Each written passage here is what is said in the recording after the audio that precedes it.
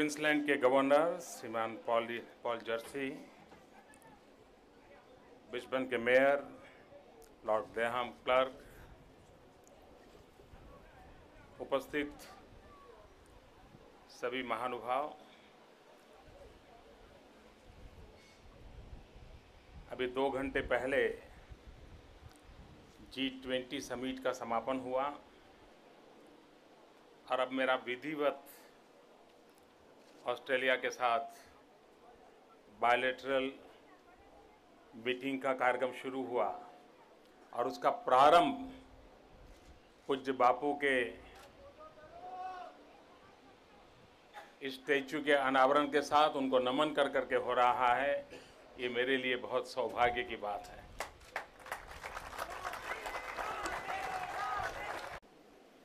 मैं इसके जो ट्रेडिशनल ओनर है इस धरती के, उनका विशेष रूप से अभिनंदन करता हूं इस कार्य के लिए और मैं आभार भी व्यक्त करता हूं। मैं मेयर श्री का भी बहुत आभार व्यक्त करता हूं कि इस काम के लिए उन्होंने हमें सहयोग दिया और हर भारतीय की भावना का आदर किया। इसके लिए मैं उनका भी आभार व्यक्त करता हूं। इन दिनों भारत में मेरे विषय को लेकर के एक चर्चा चलती है और मैं भी कभी कभी सुन करके बड़ा हैरान होता हूं। कुछ लोग ये कहते हैं कि मोदी प्रधानमंत्री बनने के बाद बार बार गांधी का नाम लेते हैं और हर चीज़ में गांधी को लाते हैं। लेकिन आज हेमंत ने जो घटना सुनाई उसके बाद मैं समझता हूं इस प्रकार की चर्चा करने वालों को जवाब मिला होगा कि जब मैं मुख्यमंत्री भी नहीं था और ब्रिस्बेन भी आता हूं, तब भी यहाँ के लोगों के लिए मैं गांधी की बात करता हूं। मेरा ये कमिटमेंट है, मेरा ये समर्पण है, ये मेरा उनके प्रति श्रद्धा का भाव की अभिव्यक्ति है। हमारा शर्मा जी का परिवार यहाँ बैठा है। उस समय जो मुझे मेरी खातिरदारी करते थे जब मैं यहाँ आया, पुराने लोगों को मैं देख रहा हूँ, काफ़ी परिचित चेहरे मुझे नज़र आ रहे हैं, लेकिन बड़े लंबे अरसे के बाद आज मेरा आप सबके बीच आना हुआ है। लेकिन एक अच्छे अवसर पर मुझे आने का सौभाग्य मिला है। 2 अक्टूबर को पोरबंदर की धरती पर किसी इंसान का जन्म नहीं हुआ था। 2 अक्टूबर को पोरबंदर की धरती पर एक युग का जन्म हुआ था।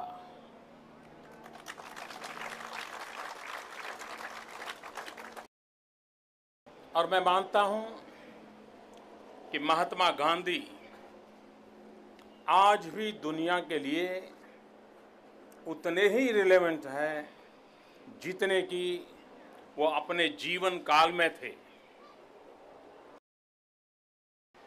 आज विश्व 2 बड़े संकटों से गुजर रहा है और पूरे विश्व को उसकी चिंता है, चर्चा है। हमारी G20 समिट में भी उन दोनों बातों की चर्चा में काफ़ी समय भी गया है और वो 2 बातों का जवाब महात्मा गांधी के जीवन में से मिलता है। महात्मा गांधी के जीवन की बातों को अगर हम देखेंगे तो आज विश्व जिन समस्याओं से जूझ रहा है उसका जवाब ढूंढने में हमें कोई दिक्कत नहीं होगी। आज दुनिया को एक चिंता है ग्लोबल वार्मिंग की और दुनिया को दूसरी चिंता है टेररिज्म की, आतंकवाद की। ग्लोबल वार्मिंग के मूल में मनुष्य की जो प्रकृति का शोषण करने का स्वभाव रहा, सदियों से हमने प्रकृति का शोषण किया, प्रकृति का विनाश किया और उसी ने आज ग्लोबल वार्मिंग का हमारे लिए संकट पैदा किया है। महात्मा गांधी हमेशा प्रकृति से प्रेम करने का संदेश देते थे। उनकी पूरी जीवनचर्या में एक्सप्लॉयटेशन ऑफ द नेचर, उसका वो विरोध करते थे। मनुष्य को मिल्किंग ऑफ द नेचर का ही अधिकार है, उससे ज्यादा प्रकृति से लेने का अधिकार नहीं है।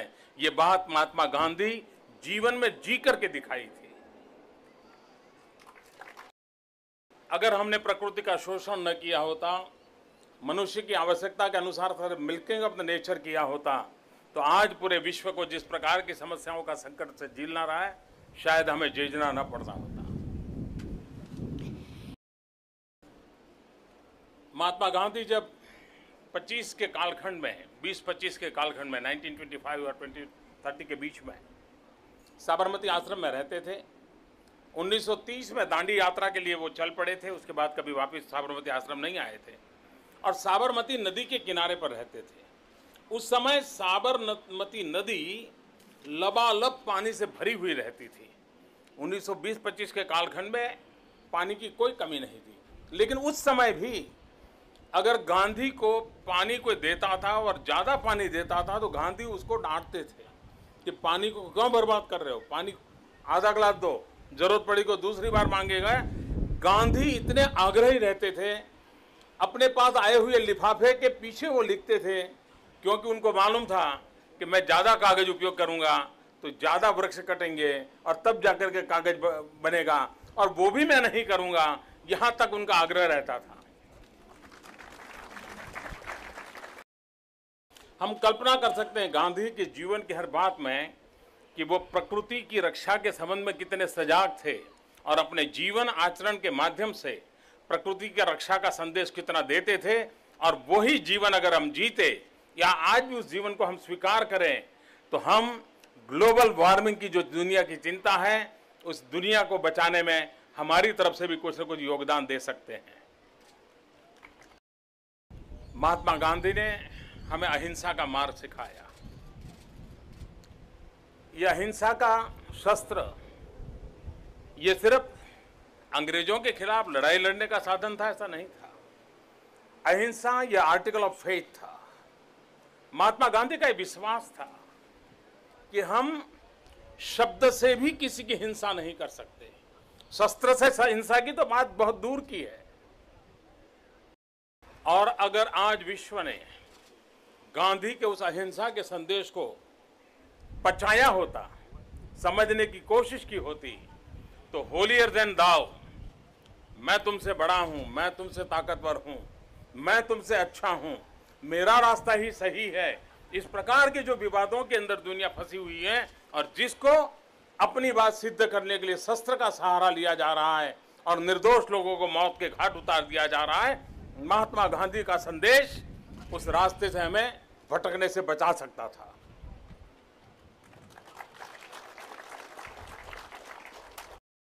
आज भी विश्व के लिए सबके प्रति आदर का भाव, सबके प्रति समानता का भाव, यही हमें विश्व को से बचने का रास्ता हो सकता है।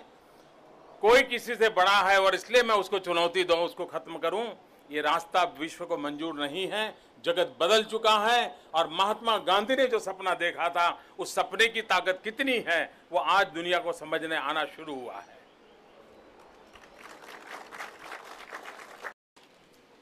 मैं विशेष रूप से उन परिवारों का भी आभार व्यक्त करता हूं कि जब मैं आया ऐसी बातें की और उस पर वो लगे रहे, हेमंत और उनके सारे दोस्त।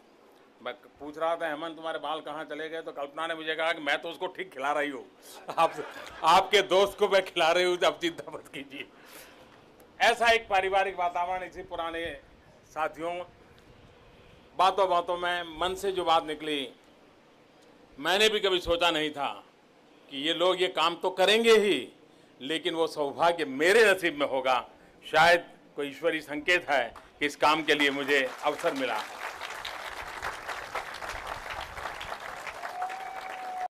जो लोग बाहर हैं, यहाँ पहुंच नहीं पाए हैं, उनका भी मैं सम्मानपूर्वक आदर करता हूं और उनका गौरव करता हूं। आप सबका भी मैं आभार व्यक्त करता हूं। अगले कार्यक्रम के लिए हमारे लोग मुझे घड़ी दिखा रहे हैं दूर से, तो मुझे यहाँ पूरा करना होगा। फिर एक बार मैं सबका अभिनंदन करता हूँ एक महान काम करने के लिए। बहुत बहुत धन्यवाद। और पूज्य बापू को हम सब प्रणाम करते हुए उनसे प्रेरणा लेकर के मानव जाति के कल्याण के लिए जो कुछ भी कर सकते हैं करने का हम प्रयास करें। बहुत बहुत शुभकामनाएं।